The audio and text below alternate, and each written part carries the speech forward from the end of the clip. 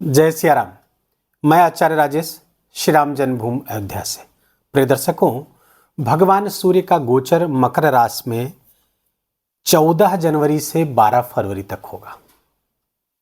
लगभग 29 दिनों का सूर्य भगवान का ये गोचर हमारे लिए बहुत ही महत्वपूर्ण होने वाला है। खासकर तुला राशि वालों के लिए तो अत्यधिक महत्वपूर्ण होने वाला है। उसके कई कारण हैं। पहला तो सूर्य और गुरु का नवम पंचम राजयोग बन रहा है। यहां पर मकर राशि पर जब सूर्यदेव रहेंगे तो उन पर गुरु की दृष्टि भी रहेगी और मंगल के साथ कुछ समय के लिए समसप्तक राजयोग भी बन रहा है। इसलिए बहुत ही महत्वपूर्ण हो जा रहा है ये गोचर। सूर्यदेव इस समस्त सृष्टि के आत्मा है। बिना सूर्यदेव के सृष्टि की कल्पना भी नहीं की जा सकती। इसीलिए शास्त्रों में ने कहा, सूर्य भगवान को कहा गया है, सूर्यो आत्मा जगतस्थुष्य, पूरे जगत की आत्मा है। और यदि हम व्यक्ति की बात करें तो हमारे आत्मविश्वास के कारक हैं, हमारे आरोग्य अर्थात स्वास्थ्य के कारक हैं, हमारे जीवन में सफलता के कारक है। कुंडली में अगर सफलता देखनी है कि सफलता जीवन में मिलेगी कि नहीं, तो हम सूर्य की स्थिति देखते हैं कुंडली में। और उच्च पद प्रतिष्ठा के भी कारक सूर्यदेव हैं। राजनीतिक सफलता की बात की जाए तो वहां पर सूर्यदेव ही महत्वपूर्ण है। तो कुल मिलाकर सूर्यदेव की भूमिका बहुत ही महत्वपूर्ण है हमारे जीवन में। ऐसे सूर्यदेव जब मकर राशि पर गोचर करेंगे तो तुला राशि के जातकों पर इसका क्या प्रभाव पड़ेगा 29 दिनों पर, 29 दिनों के लिए।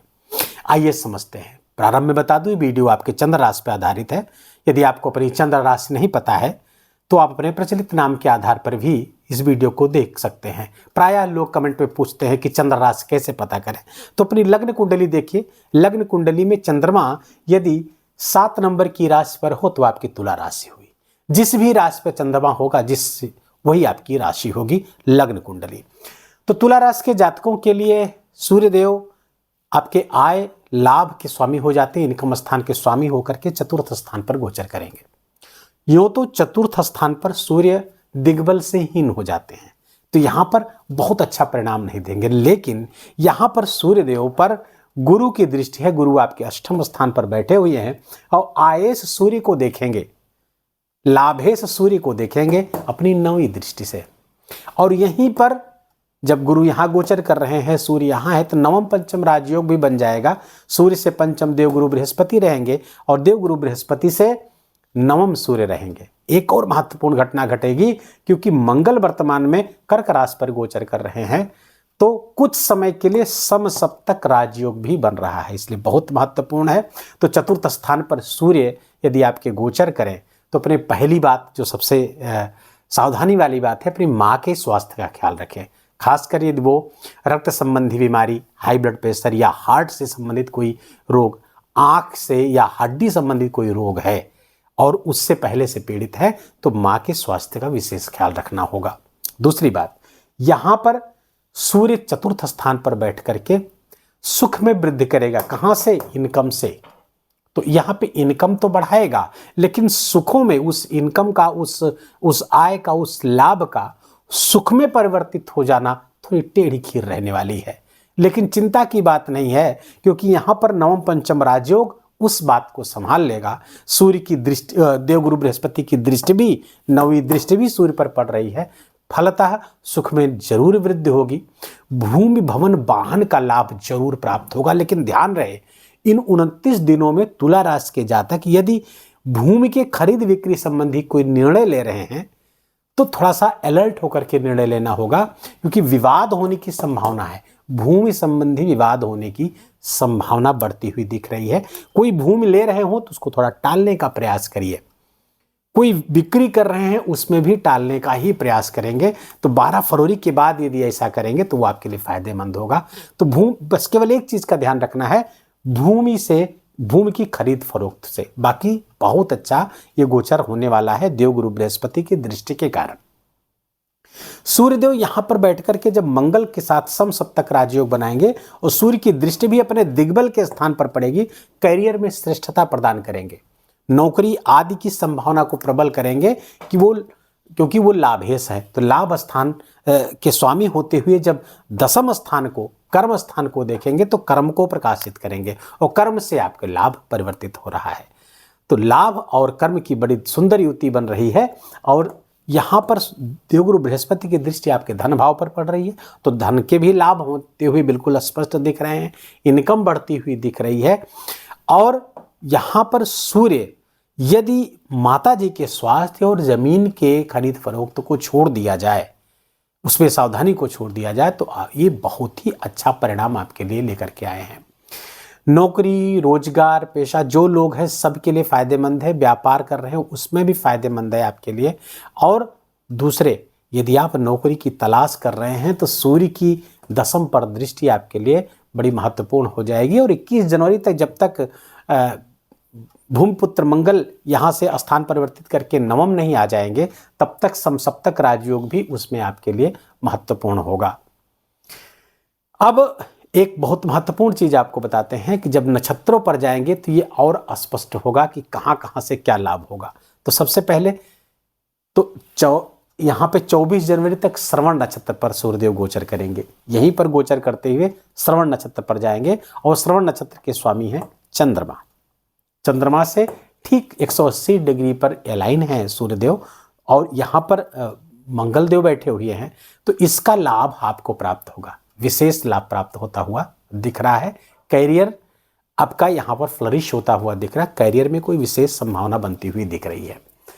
24 जनवरी से लेकर के 6 फरवरी तक धनिष्ठा नक्षत्र पर रहेंगे। धनिष्ठा नक्षत्र के स्वामी मंगल हैं और जब धनिष्ठा नक्षत्र पर सूर्यदेव जाएंगे जिस समय, उस समय मंगल आपके भाग्य स्थान पर गोचर कर रहे हैं। फलतः भाग्य का जबरदस्त साथ आपको प्राप्त होगा, भाग्य का भी आपको साथ मिल जाएगा।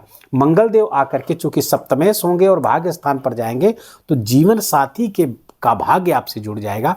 जीवन साथी के भी भाग्य से आपको बड़ी सफलताएं सूर्य के इस गोचर के दौरान प्राप्त होंगी। एक और महत्वपूर्ण बात यही साथ साथ बता दूं कि सूर्य देव के साथ साथ बुध भी आ जाएंगे 24 से, और यहाँ पर बुधादित्य योग आपके साथ आपके लिए बन जाएगा। और ये भाग्येश हैं बुध, आपके भाग्येश बुध सूर्य के साथ हो जाएंगे और मंगल यहाँ पर आ जाएंगे भाग्य स्थान पर जो सप्तमेश हैं। कुल मिलाकर के ये समय तुला राशि के जातकों के लिए बहुत ही शानदार रहने वाला है। और न केवल 12 मई, यही अब इसको स्पष्ट कर दूं, न केवल 12 फरवरी तक बस, बल्कि इसके बाद भी जब सूर्य गोचर करते हुए आपके त्रिकोण में आएंगे अर्थात कुंभ राशि पे आएंगे तो भी आपके लिए फायदेमंद होंगे। तब लाभ को सीधे देखेंगे। तो ये 2 महीने का लगभग समय आपके लिए बहुत ही शानदार होने वाला है। 14 जनवरी से लेकर के मार्च तक का समय, मध्य मार्च तक का समय सूर्यदेव बड़ी कृपा आप पर बरसाने वाले हैं और उनकी कृपा अधिकाधिक प्राप्त हो उसके लिए जो उपाय बताया जाए उसको करिएगा। 6 फरवरी के बाद शतभिखा नक्षत्र पर आ जाएंगे। ये शतभिखा नक्षत्र, इसके जो रूलिंग प्लैनेट है वो राहु है, राहु देव इसके स्वामी है और राहु गोचर कर रहे हैं वर्तमान में आपके 6ठे स्थान पर। सूर्यदेव जब राहु के गोचर पे आएंगे, राहु के नक्षत्र पर आएंगे और राहु आपके 6ठे स्थान पर गोचर कर रहा है तो प्रतियोगी परीक्षा में विजय के जबरदस्त चांस बना देंगे। ये डेट नोट कर लीजिए, 6 फरवरी से 19 फरवरी तक रहेंगे। तो कंपटीशन का कोई एग्जाम जो विद्यार्थी हमारे हैं इस बीच कोई एग्जाम दे रहे हैं, कोई परीक्षा दे रहे हैं, तो उसमें सफल होने की संभावना आपके बहुत बलवती हो जाएगी। मेहनत करते रहें। दूसरी बात, कोर्ट कचहरी का कोई मुकदमा है वहां पर आप विजयी होंगे। रोग ऋण शत्रु से भी मुक्ति उस कालखंड के दौरान आपको प्राप्त होगी। कोई रोग है उससे भी आपको निदान मिलेगा और आप शत्रुओं पर हावी रहेंगे। कोई लोन वगैरह ले रखा है, उधारी वगैरह है, वो भी आप तुला राशि के जातक उसको चुका देंगे इस दौरान। कुल मिलाकर के सूर्य का गोचर आपके लिए एक बहुत बड़ी अपॉर्चुनिटी लेकर के आया है। कुछ बहुत बड़ी घटना घट सकती है सकारात्मक, जो आपको बड़ा लाभ दिलाती हुई दिख रही है। कैरियर में है, भाग्य में है, सबकी स्थिति बहुत अच्छी प्रबल होती हुई दिख रही। लेकिन कुछ उपाय अगर कर ले तो सूर्य का जो चतुर्थ स्थान पर जा करके दिग्बल से हीन है, अगर इनको यहाँ पर बल दे दिया जाए तो आपके लिए बहुत फायदेमंद हो जाए। बल कैसे दे पाएंगे? सूर्य भगवान की आराधना से। सूर्य भगवान की आराधना हर व्यक्ति को, प्रत्येक व्यक्ति को करना चाहिए, चाहे जिस भी राशि का हो। ये आपकी मूल आराधना है, ये आपकी बेसिक आराधना है। वो क्या करना है? वो सूर्योदय के पहले बिस्तर छोड़ देना है, अपनी दिनचर्या को नियमित करना है। सूर्यदेव अच्छे हो जाएंगे। और उगते हुए सूर्य का दर्शन करें। नहा सके तो बहुत अच्छा, नहीं नहा सके बिना स्नान किए भी सूर्यदेव के सामने आप जाएं, मॉर्निंग वॉक कर रहे हैं तो ठहर जाए, सूर्योदय हो रहा है तो सूर्य उगते हुए सूर्योदय को देखेंगे। शास्त्रों में लिखा है जो उगते हुए सूर्य को देखता है उसका भाग्य निरंतर उगता हुआ रहता है, भाग्योदय होता रहता है। सूर्योदय देखेंगे तो भाग्योदय होता रहेगा, लेकिन यदि सूर्योदय नहीं देखेंगे तो भाग्योदय बहुत बड़ी चीज हो जाएगी, बहुत मुश्किल भरा जीवन हो सकता है। गायत्री मंत्र का जप करें, सूर्य भगवान को अर्घ दें और आदित्य हृदय स्तोत्र का पाठ अवश्य करिए। इससे चूंकि आपके लाभ स्थान के स्वामी भी हैं, कुंडली में कहीं भी कैसी भी स्थिति में होंगे सूर्यदेव, यदि ये 2-3 चीजें आप फॉलो करते हैं तो बहुत ही शानदार परिणाम आपको प्राप्त होगा। 6 फरवरी से लेकर के 19 फरवरी के बीच जब शतभिखा नक्षत्र पर रहेंगे उस समय वरुण गायत्री मंत्र का जप करिएगा। शतभिखा नक्षत्र के जो प्रत्यधि देवता है वरुण देव हैं, तो वरुण गायत्री मंत्र का जप आपके लिए बहुत फायदेमंद हो सकता है इस दौरान। तो उसका एक माला जप जरूर करिएगा जब ये 6 फरवरी से शतभिखा नक्षत्र पर सूर्यदेव आ जाए। तो मंत्र है ओम जल बिंबाय विद्महे नील पुरुषाय धीमहि तन्नो वरुणः प्रचोदयात्। इसे गूगल भी कर लीजिए तो वहां पर आपको मिल जाएगा। तो ये रहा सूर्य भगवान के गोचर का तुला राशि का राशिफल। वीडियो अच्छा लगा हो, आपके काम का लगा हो, मेरा बोलना आपका सुनना सार्थक हुआ हो तो कृपा करके वीडियो को लाइक करिए, अपनों के साथ शेयर करके उनको भी लाभ दीजिए और कमेंट में भगवान का अत्यंत प्यारा नाम लिखना बिल्कुल भी मत भूलिएगा। ये मेरा हाथ जोड़कर निवेदन है, आपसे करबद्ध प्रार्थना है। चैनल पर नए तो इसको सब्सक्राइब कर लीजिए, बेल आइकन की घंटी दबा लीजिए और प्लीज़ अपना बहुत बहुत ख्याल रखिए, अपनों का ख्याल रखिए और इस धरती के देवता माता पिता की खूब खूब सेवा करके उनका आशीर्वाद लीजिए। जय जय सिया राम।